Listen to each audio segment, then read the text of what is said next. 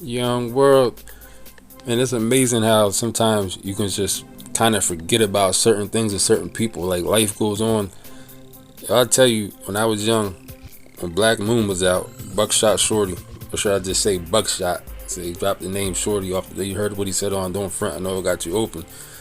You know what I'm saying? But it's amazing how life just goes and certain things can just, you kind of, people get just pushed kind of in the background.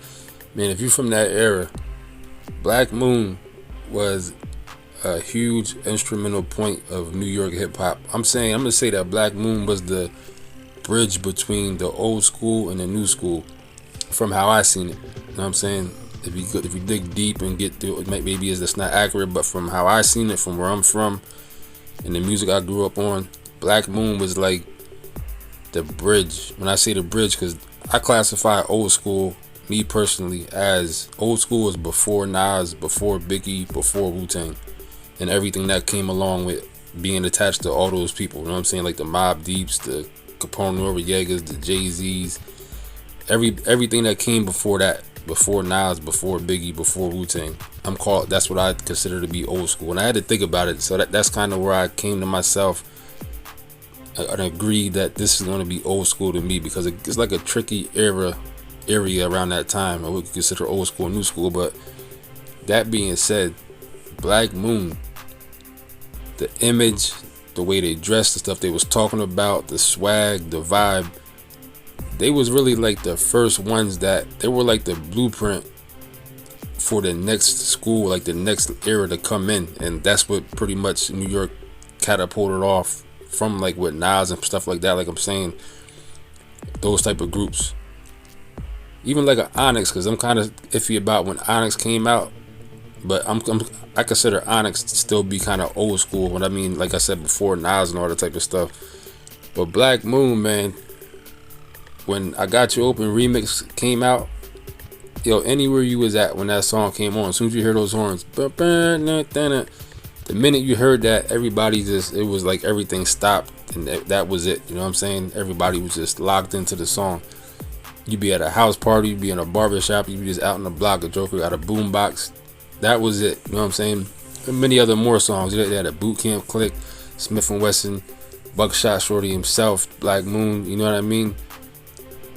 And like I said, it's amazing how you just sit here, you be like, dang. And then he's explaining his story. Now that I seen him on Doggie Diamonds, I'm like, oh shit. I'm like, this is a Buckshot.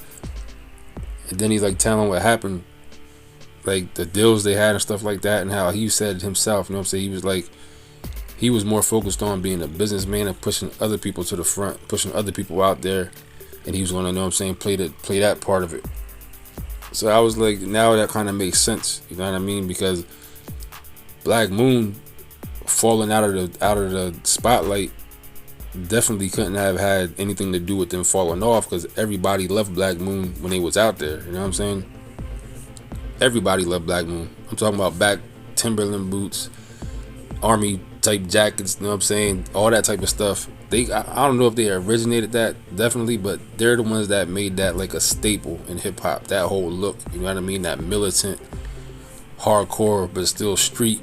Not too militant to where it's not street, not too street to where you don't feel like you can learn something, and you're part of like a movement that was positive and like revolutionary, I say. You know what I'm saying? One of them type of things. Like, yeah, they're talking some gangster stuff, but at the same time, it's like we locked into this. You know what I'm saying? This is where it's concentrated. This is militant. You know what I'm saying? Focus type stuff.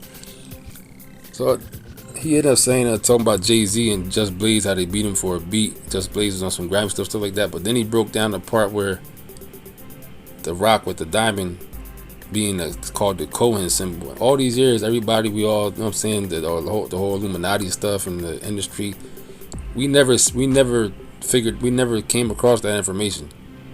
And I was like, damn, that's crazy. Then, like I said, it's called the Cohen symbol. You can look it up on Google. And then you got Lear Cohen. His last name is Cohen. And he's, of course, you know what I'm saying, the real estate people. I don't want to even, you know what I'm talking about, those people.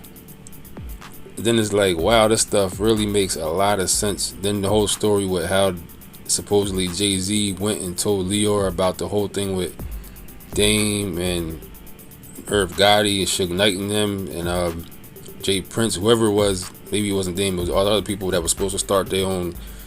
We thought it was a distribution, but then Irv Gotti kind of made it clear on an interview I seen the other day. He said it was almost like an insurance type of thing for hip hop, like a security insurance type of agency. You know what I'm saying? For people in hip hop to be covered with certain stuff. So whatever it was, the you know what I'm saying, approved story that people believe is that Jay-Z went to Leor and told him about this behind the scenes, and that's how he got put on to come up in Def Jam to be the president and all this type of stuff. What happened?